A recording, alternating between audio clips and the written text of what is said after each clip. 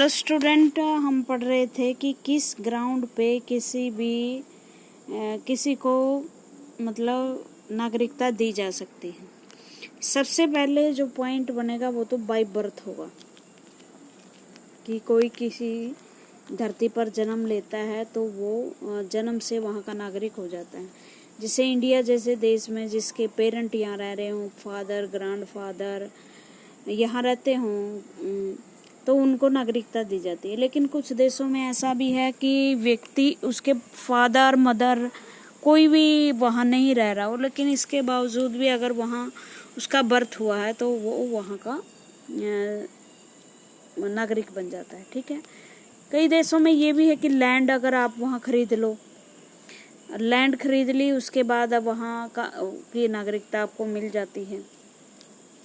कई बार पेरेंट की जो भी नागरिकता होती है उसके आधार पर बच्चे को नागरिकता मिल जाती है।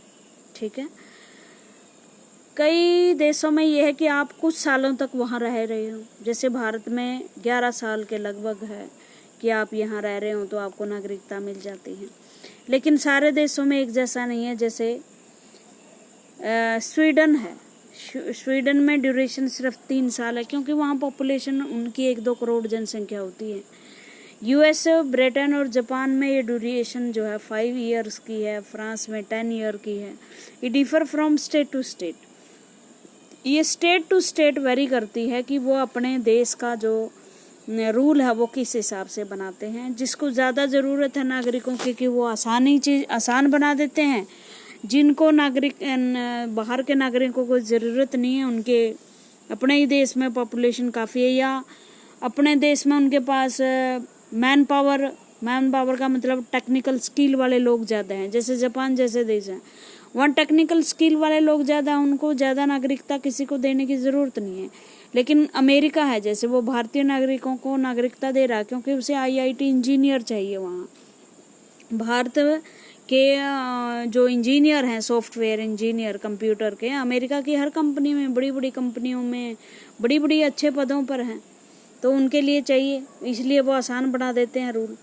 गवर्नमेंट सर्विस, अगर कोई गवर्नमेंट सर्विस में आता है, जैसे मैंने गोरखाज का उदाहरण दिया था, अगर कोई भी गवर्नमेंट है वो इनवाइट करती है दूसरे लोगों को कि आइए आप हमारी सर्विस ज्वाइन कर सकते हो, तो भी नागरिकता मिल जाती है। जैसे भारत में कई लोग हैं वो फ्रांस की आर्मी में शामिल हो जाते हैं। फ्रांस की आर्मी में, क्योंकि वहाँ की पॉपुलेशन कम है, लोग आर्मी में जाते नहीं हैं, तो उन्हें आर्मी की ज़रूरत होती है, तो बाहर से लोग उन्हें मिल जाते हैं। तो इस वजह से 5 साल में उनको नागरिकता मिल जाती है। भारत में जैसे गोरखाज है, या आईएएस अधिकारियों में भी श्रीलंका, नेपाल, भूटान के लोग हमारी सर्विसेज ज्वाइन कर सकते हैं। If a foreigner serves under the government of another country, he become eligible for citizenship of that country. In USA, foreigner working in the army get citizenship after some years। कुछ ही सालों के बाद अगर foreigner वहाँ army में join करते हैं तो जल्दी ही 5 साल के अंदर ही उन्हें ग्रीन कार्ड मिल जाता है, नागरिकता मिल जाती है। कॉन्किस्ट का मतलब होता है किसी भी क्षेत्र को अधिग्रहण करना, प्राप्त कर लेना। मान लो ये भारत की बाउंड्रीज हैं और यहाँ कोई टेरिटरी थी, इसको भारत ने एक्वायर कर लिया, तो इसमें रहने वाले जो लोग थे उनको ऑटोमेटिकली भारत की नागरिकता मिल जाती है।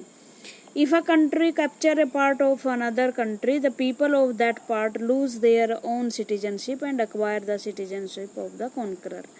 अपने देश की नागरिकता वो खो देते हैं और कॉन्कर जो उनका अधिग्रहण करता है। जैसे 1950 तक तिब्बत एक अलग से देश था। 1955 के आसपास जो है चीन ने तिब्बत को हथिया लिया, तो जो तिब्बतन लोग थे उनकी नागरिकता छीन ली गई और वो चाइनीज नागरिक बना दिए गए। अडॉप्शन का मतलब होता है गोद ले लेना। If a citizen adopt a foreign child, जैसे कई लोग आते हैं इंडिया में, वह यहाँ से बच्चे गोद लेते हैं, शायद यहाँ गोद की प्रक्रिया आसान हो, तो ऑटोमेटिकली जो बच्चा फॉरेनर के पास जाएगा वो उनके देश की नागरिकता उसे मिल जाएगी। सिटीजनशिप ऑफ स्कॉलर्स, स्कॉलर वो लोग होते हैं जो विद्वान होते हैं।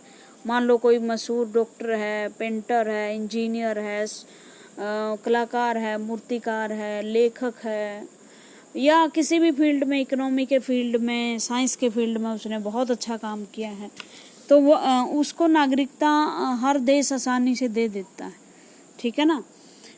इमीडिएट, जैसे पिछली बार जो इकोनॉमी का नोबेल पुरस्कार मिला वो भारत के पेयर था, कपल था, उनको मिला था। वो आसानी से, जो बड़े बड़े विद्वान होते हैं, लेकिन वो रहते थे अमेरिका में, तो अमेरिका उन्हें अच्छी तरह जल्दी दे देता है नागरिकता। इमीनियंट स्कॉलर, बहुत फेमस स्कॉलर जो होते हैं, get the citizenship of another country with in A short of period of their residence in other country. थोड़े से समय के बाद, रहने के बाद ही उन्हें नागरिकता मिल जाती है। But they have to resign the citizenship of their own original country. अपने ओरिजिनल कंट्री की वो सिटीजनशिप खत्म छोड़ देते हैं।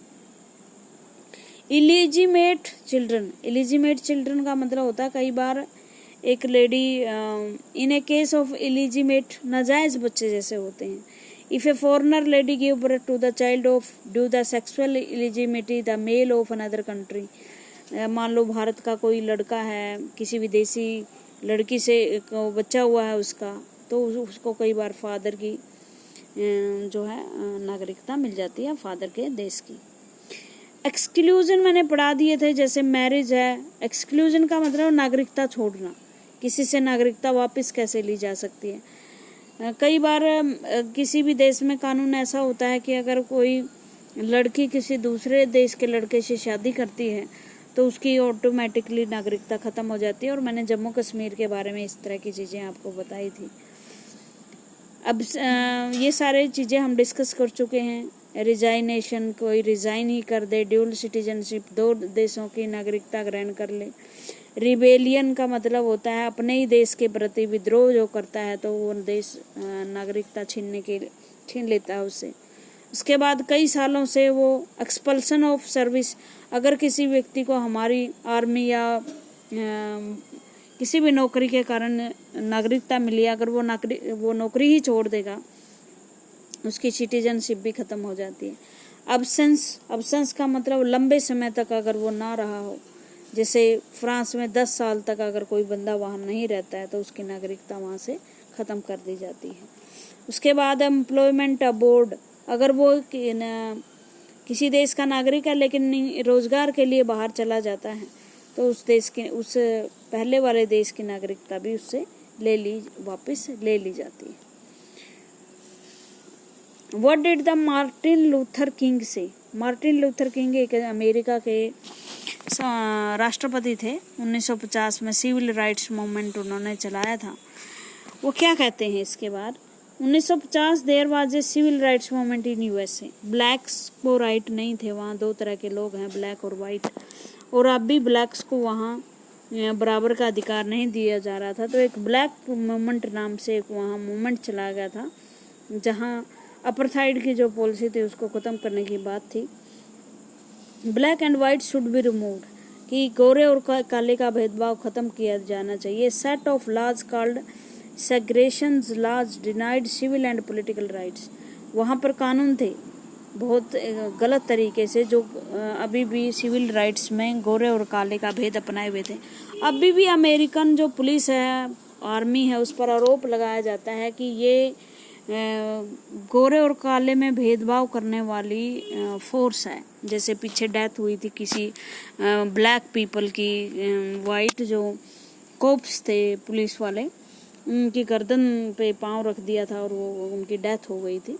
तो इस तरह से मार्टिन लूथर किंग जो है, to people similarly those people were even denied basic communities at this juncture Martin Luther King Jr., a black leader, stood steadily against the discrimination के विरुद्ध खड़े हुए। According to him, in terms of social self-worth, dignity, everyone in the world was equal। क्योंकि उन्हें लगता था कि हर व्यक्ति समाज में इक्वल है। Further segregation was like social leprosy, which infected due the psychological wound of the people। उन्होंने क्या कहा, ये सेग्रेशन, ये अत्याचार गोरे और काले का, ये कोड की तरह है समाज में, जो लोगों को साइकोलॉजिकल रूप से घायल करता है। और इसलिए ज़रूरी है कि गोरे और काले का भेदभाव दूर खत्म करें ताकि इस देश को काले लोगों का भी फायदा हो सके और काले लोगों को भी अपनी डिग्निटी का एहसास हो। ठीक है। फुल एंड इक्वल मेंबरशिप, इसका क्या मतलब है? जैसे ऊपर ही बात हुई है, जब किसी विशेष ग्रुप को ज़्यादा अधिकार दिए जाए और एक विशेष ग्रुप को डिनाइड किया जाए, उसको अधिकार ना दिए जाएं, तो क्या आप मानोगे कि जो जिसको ये अधिकार नहीं मिल रहे उसको फुल मेंबरशिप है? हम तो यही मानेंगे कि नहीं, ऐसा नहीं है। अगर उसको फुल मेंबरशिप है तो उसको राइट्स भी तो ज़्यादा मिलेंगे ना, राइट्स भी मिलेंगे। तो in a city gap is often seen between insider and outsider with outsider seen as the threat. जैसे कई एक शहर हो, उसमें एक इनसाइडर होता है, वहाँ बसने वाला, एक आउटसाइडर होता है, और हमेशा आउटसाइडर को ये माना जाता है कि ये हमारे देश के लिए, हमारे समाज के लिए, हमारे शहर के लिए खतरा है।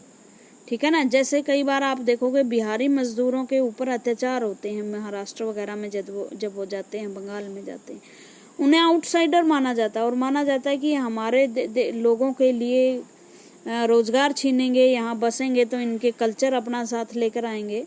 तो इस तरह आउटसाइडर को हमेशा थ्रेट समझा जाता है। This lead to struggle and conflict at time, और उस टाइम एक संघर्ष पैदा हो जाता है।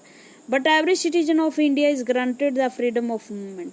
लेकिन आप क्यों आउटसाइडर मान रहे हो? आपका देश का कानून तो उसको फ्रीली मूवमेंट करने की आज्ञा देता है। हमारा देश में एक आर्टिकल है 19, उसमें स्वतंत्रताएं हैं, उसमें 6 स्वतंत्रताएं हैं। 6 स्वतंत्रताओं में एक स्वतंत्रता ये भी है कि आप फ्रीली मूव कर सकते हो, भारत के किसी भी कोने में जाकर बस सकते हो। अगर आपका देश का कानून इजाज़त देता है तो समाज एक्सेप्ट क्यों नहीं करता? क्यों कॉन्फ्लिक्ट होते हैं? This right is in a particular important for workers, और वर्कर्स के लिए मेन है ये। कई बार हरियाणा में जब बिहारी दिहाड़ी मजदूर यहाँ आते हैं तो आप देखना उनको अंदर बसों में भी नहीं लोग बिठाते होते हैं, उनको ऑटो के बाहर खड़ा कर दिया जाता है। तो हम उन्हें एक एलियन के रूप में देखते हैं कि नहीं, ये हमारे जैसे नहीं है, ये हम में से नहीं है, ये अलग है। Some people even go out of the country to get job, और जो देश से बाहर जाते हैं तो क्या आपको लगता है कि उनको डिग्निटी, सम्मान मिलता होगा? अगर आप अपने देश के लोगों को ही सम्मान नहीं देते अपने ही देश में, तो क्या आपको लगता है कि अमेरिका, ऑस्ट्रेलिया में जो लोग बैठे हैं उनको उतनी ही डिग्निटी से रहना पड़ता होगा?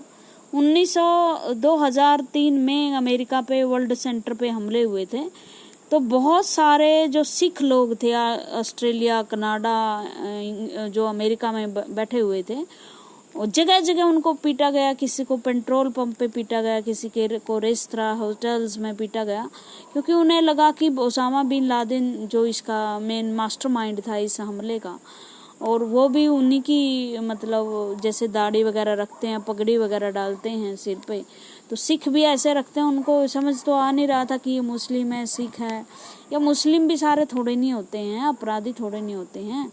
तो उनको पीटा गया, उनसे बदले लिए गए, इस तरह की इन्होंने, ये जिम्मेदार हैं। तो इस तरह से डिग्निटी नहीं मिलती दूसरे जो फॉरेनर आकर बसते हैं उनको। Some people even go out of country to get job, thus IT workers flock to Bengaluru and engineer go to USA। मैंने कई बार बताया आपको कि USA में हमारे सॉफ्टवेयर इंजीनियर जाते हैं, जितने भी BTech बच्चे हैं उनके लिए एक बड़ा हब है अमेरिका, वहाँ जॉब बहुत अच्छी मिलती है उनको। Quite often struggle start against outsider, और पीछे अमेरिका में भी डोनाल्ड ट्रंप ने भी नागरिकता देने में बड़ी आनाकानी की थी भारतीय जो युवक हैं कि ये सारी जॉब्स हमारी ले जाते हैं और अमेरिकन्स को कुछ बचता नहीं है।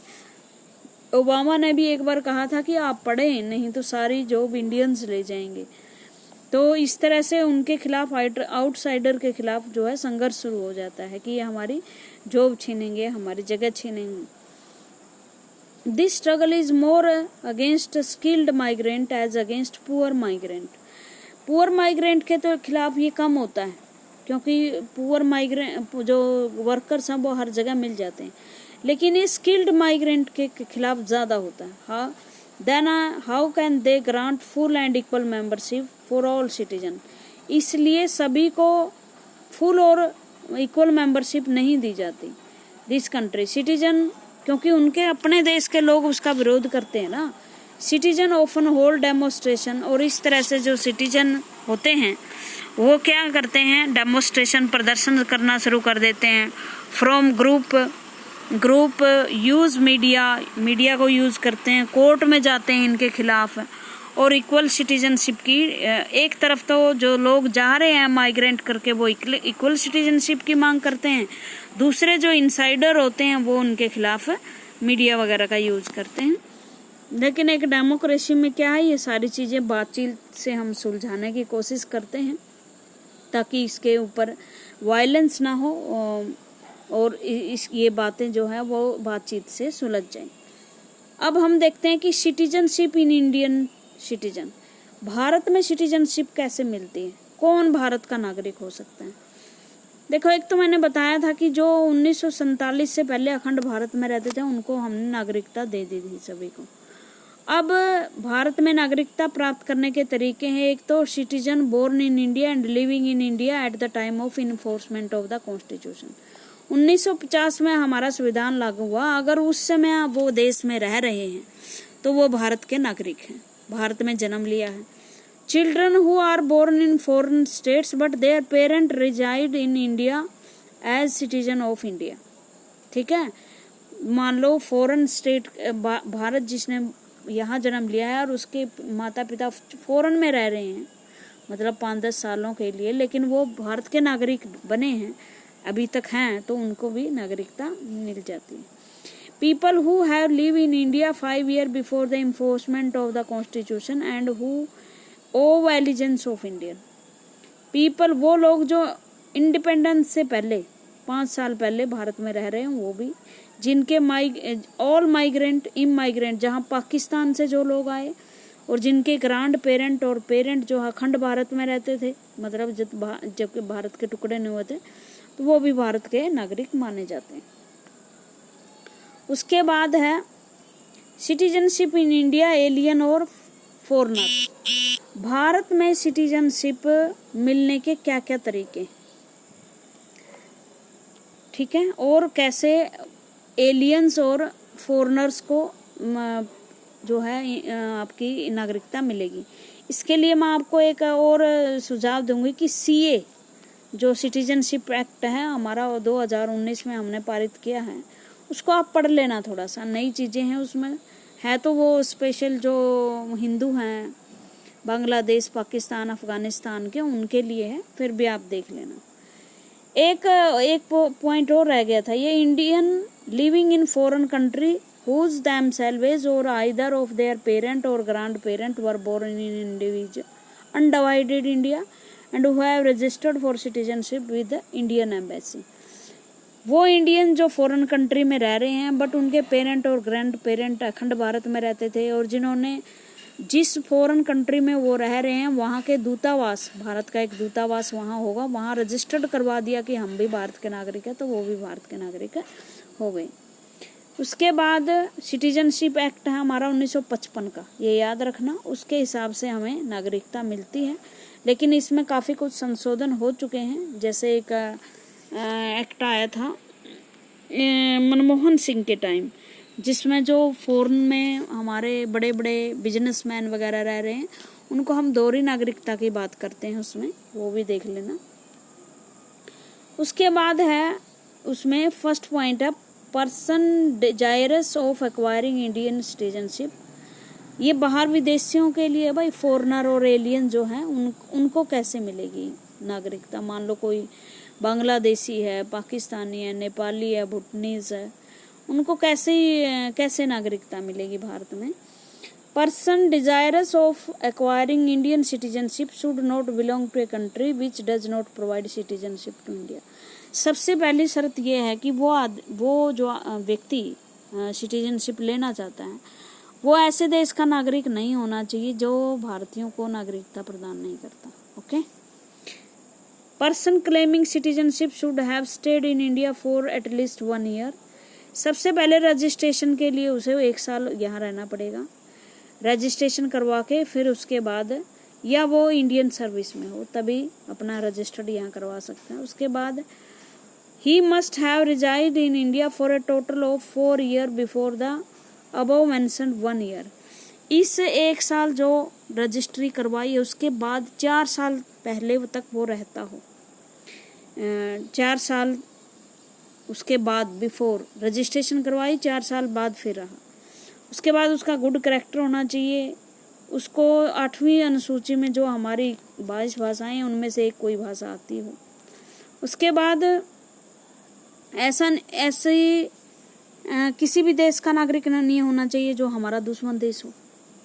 After acquisition of citizenship he should be desirous of continuous reside in India और remaining in the same government service. जब उसने रजिस्टर्ड करवा दिया अपने आप को तो वो भारत में रहने का इच्छुक हो या भारत की सर्विस को ग्रहण करने का इच्छुक हो। उसके बाद है ए एलियन और फॉरेनर हु इज स्कॉलर और as special qualification in the field of arts philosophy. Eminent scholar वाला पॉइंट आ गया कि जो बहुत अच्छा काम कर चुका है साइंस में, फिलोसफी में, आर्ट्स में, पोइट्री में, लेखन में, फिल्म में, इकोनॉमी में, तो उनको भी नागरिकता मिल जाती है। एक रघुराम राजन थे आपके बैंक के रिजर्व बैंक ऑफ इंडिया के अध्यक्ष रहे हैं, इकोनॉमिक सलाहकार भी रहे हैं भारतीयों के, उसको भी इसी तरह की नागरिकता दी गई थी। वैसे उन्हें अमेरिकन नागरिक हैं वो, ठीक है। उसके बाद उनके लिए ऊपर वाली जो जितनी भी कंडीशन है 4 साल 1 साल रहने की, वो नहीं होती जो स्कॉलर्स होते हैं उनकी। उसके बाद है citizenship acquisition act 1955 therefore lay down condition where alien और foreigner have to owe allegiance to the constitution of India. A non Indian spouse of any Indian citizenship have to apply for the citizenship before living the permanently in India. और कई बार अगर शादी कर लेते हैं तो वो जो उसके हस्बैंड है या वाइफ है वो भारत की नागरिकता के लिए रजिस्ट्रेशन यहाँ करवा सकते हैं। तो क्या do all citizen have equal rights? क्या सभी सिटीजन्स के पास इक्वल राइट्स होते हैं? देखो, अगर भारत जैसे देश को देखोगे तो आप सभी देशों को, सभी नागरिकों को इक्वल राइट्स होते हैं, लेकिन कुछ मामलों में जैसे मैंने बताया था कि जो माइग्रेंट है यहाँ से चले गए हैं उनके लिए हमने स्पेशल प्रोविज़न किए हुए हैं, ठीक है। इसको अगली वीडियो में पढ़ेंगे। Thank you very much.